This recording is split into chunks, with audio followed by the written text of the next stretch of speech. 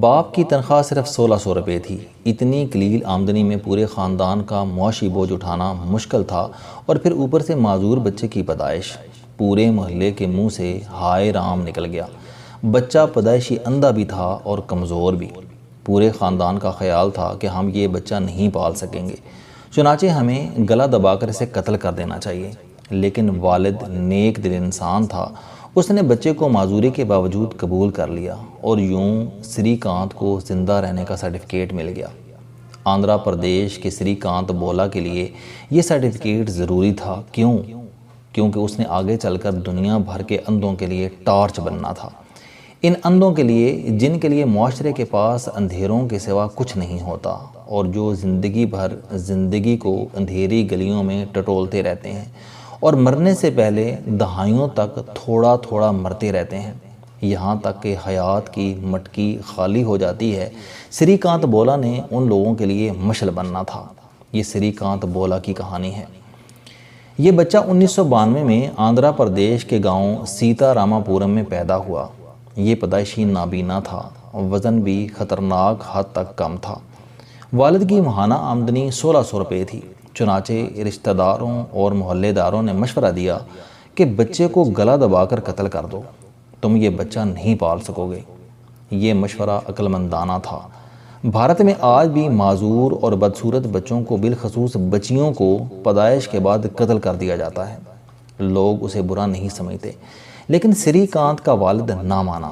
اس نے بچے کو پالنے بلکہ اعلیٰ تعلیم دینے کا فیصلہ کر لیا۔ باپ اس کا واحد سہارا تھا۔ والد نے اس کا ہاتھ تھاما اور اسے بولنا، چلنا، پھرنا اور ٹٹول کر چیزوں کی ماہیت کو سمجھنا سکھا دیا۔ سری کانت جب اسکول جانے کی عمر کو پہنچا تو والد نے اسے گاؤں کے اسکول میں داخل کروا دیا، لیکن اسکول میں اس کے ساتھ انتہائی ہتک آمیز سلوک کیا جاتا۔ وہ آخری بینچ پر بیٹھتا تھا۔ استاد اس سے مخاطب ہونا پسند نہیں کرتے تھے، اور بچے اس کے ساتھ کھیلنے سے انکار کر دیتے تھے۔ وہ اسکول میں اچھوت بن کر رہ گیا۔ والد نے اس کی حالت دیکھی تو اس نے معذور بچوں کا اسکول تلاش کرنا شروع کر دیا۔ سیتا راما پورم سے معذور بچوں کا قریب ترین اسکول حیدر آباد میں تھا۔ والد نے اس کی انگلی پکڑی اور اسے حیدر آباد چھوڑ آیا۔ وہ اسکول کے بورڈنگ ہاؤس اور کلاس رومز تک محدود ہو گیا۔ سری کانت کو اللہ تعالیٰ نے ذہانت کی دولت سے مالا مال کر رکھا تھا۔ وہ میٹرک میں 90% نمبر لے گیا۔ وہ انٹرمیڈیٹ میں سائنس رکھنا چاہتا تھا، لیکن سائنس کے مضامین کے لیے آنکھیں ضروری ہوتی ہیں، اور قدرت نے اسے اس نعمت سے محروم کر رکھا تھا۔ لہٰذا صوبے کا کوئی کالج اسے سائنس میں داخلہ دینے کے لیے تیار نہیں تھا۔ بولا نے مایوس ہونے کے بجائے اس انکار کو چیلنج سمجھا، اور وہ عدالتوں کے دروازے کھٹکھٹانے لگا۔ یہ کوشش کارگر ثابت ہوئی، اور کالج سری ناتھ بولا کو داخلہ دینے پر مجبور ہو گئے۔ کالج کی انتظامیہ عدالتی حکم کی وجہ سے اس کے خلاف تھی۔ اس کی کوشش تھی کہ یہ فیل ہو جائے، لیکن کالج کے ایک استاد کو اس پر رحم آ گیا، اور اس نے اس کے لیے لیکچرز کی آڈیو کیسٹس تیار کرنا شروع کر دیں۔ سری کانت یہ کیسٹیں سنتا چلا گیا اور کامیاب ہوتا گیا۔ کالج میں اس نے شطرنج اور کرکٹ بھی کھیل لی۔ اس میں بھی اس نے کمال کر دیا۔ بولا کو اس دوران صدر عبدالکلام کے منصوبے لیڈ انڈیا میں بھی کام کرنے کا موقع ملا۔ سری کانت نے 98% نمبر لے کر FSc کر لی۔ یہ معجزہ تھا، لیکن یہ معجزہ اپنے ساتھ نئے مسائل لے آیا۔ وہ اب انڈین انسٹیٹیوٹ آف ٹیکنالوجی میں داخلہ لینا چاہتا تھا۔ وہ میرٹ پر بھی پورا اترتا تھا، لیکن انسٹیٹیوٹ نے آج تک کسی نابینا طالب علم کو داخلہ نہیں دیا تھا۔ سری کانت کو انکار کر دیا گیا۔ سری کانت نے بہت کوشش کی، عدالتوں کے دروازے بھی کھٹکھٹائے، لیکن کامیابی نہ ہوئی، اور وہ گھر بیٹھنے پر مجبور ہو گیا۔ اس دوران امریکہ کی یونیورسٹی ماساچوسٹس انسٹیٹیوٹ آف ٹیکنالوجی کو اس کے بارے میں معلوم ہوا، اور یونیورسٹی نے اسے 100% وظیفہ آفر کر دیا۔ سری کانت بولا نے یہ پیشکش قبول کر لی۔ یہ امریکہ چلا گیا۔ امریکہ میں 2012 میں گریجویشن کی۔ امریکہ کی بے شمار یونیورسٹیوں، کمپنیوں اور کارپوریشنز نے اسے نوکری کی آفر کی، لیکن اس نے بھارت واپس آنے کا فیصلہ کر لیا۔ بھارت آنے سے پہلے اس نے یونیورسٹی کے استادوں سے ملاقات کی اور ایک ایسے ادارے کا منصوبہ ان کے سامنے رکھا جو نابینا نوجوانوں کو نوکری بھی دے اور انہیں ہنر بھی سکھائے۔ استادوں کو یہ منصوبہ پسند آیا۔ انہوں نے یہ پروجیکٹ یونیورسٹی کے سینڈیکٹ میں پیش کر دیا۔ سینڈیکٹ نے اس کی منظوری دے دی۔ یونیورسٹی نے سری کانت بولا کو منصوبے کے لیے ابتدائی رقم دے دی۔ وہ واپس آیا اور حیدرآباد میں ایک چھوٹا سا دفتر لیا، 5 کمپیوٹر رکھے اور معذور لوگوں کو کمپیوٹر کی تعلیم دینا شروع کر دی۔ یہ ادارہ چل پڑا۔ سری کانت نے اس میں چند دوسرے شعبے بھی متعارف کروا دیے۔ بولا کے جذبے کو دیکھ کر بھارت کے کھرب پتی رتن ٹاٹا نے اس کی کمپنی میں سرمایہ کاری کر دی، اور یوں بولا کی کمپنی دیکھتے ہی دیکھتے بولا ناتھ انڈسٹریز میں تبدیل ہو گئی۔ یہ کمپنی ان پڑھ اور معذور لوگوں کو ملازمت دیتی ہے۔ یہ کاغذ کو ری سائیکل کرنے اور درختوں کے پتوں سے پیکنگ میٹیریل بنانے کا ہنر سکھاتی ہے۔ یہ لوگ یہ ہنر سیکھنے کے بعد کمپنی کے لیے اشیاء بناتے ہیں، اور یہ اشیاء ملک کے بڑے گروپ خریدتے ہیں۔ سری کانت کی کمپنی 4 سالوں میں 3 ریاستوں آندھرا پردیش، تلنگانہ اور کرناٹک تک پھیل گئی۔ ملازمین کی تعداد 450 ہے۔ یہ تمام لوگ معذور ہیں، صرف مینجمنٹ کے لوگ نارمل ہیں۔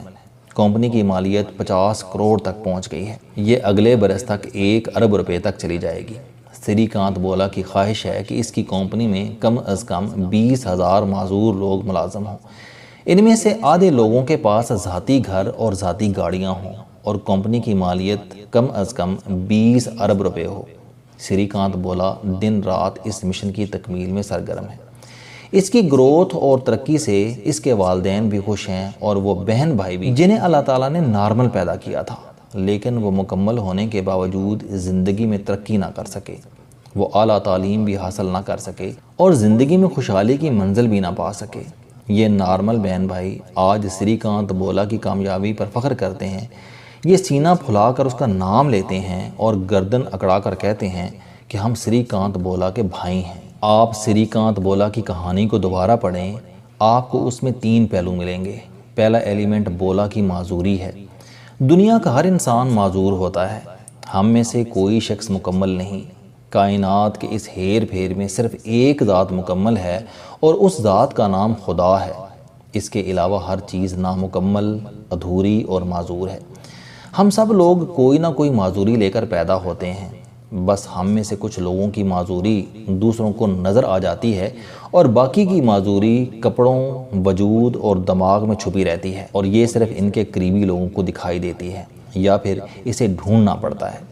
بولا بھی ہماری طرح ایک معذور انسان تھا، لیکن اس کی معذوری دوسروں کو دکھائی دیتی تھی۔ یہ نابینا تھا، مگر یہ دوسرے معاملات میں زندگی میں ایک مکمل انسان تھا۔ دوسرا پہلو، بولا کو زندگی میں 3 ہیلپنگ ہینڈ ملے، والد، FSC کا استاد اور امریکن یونیورسٹی۔ والد نے 1600 روپے کی آمدنی کے باوجود اسے پالنے کا فیصلہ کیا۔ FSC میں بھی اسے ایک ایسا استاد مل گیا جس نے تمام استادوں کے لیکچرز کی ریکارڈنگ اس کے حوالے کر دی۔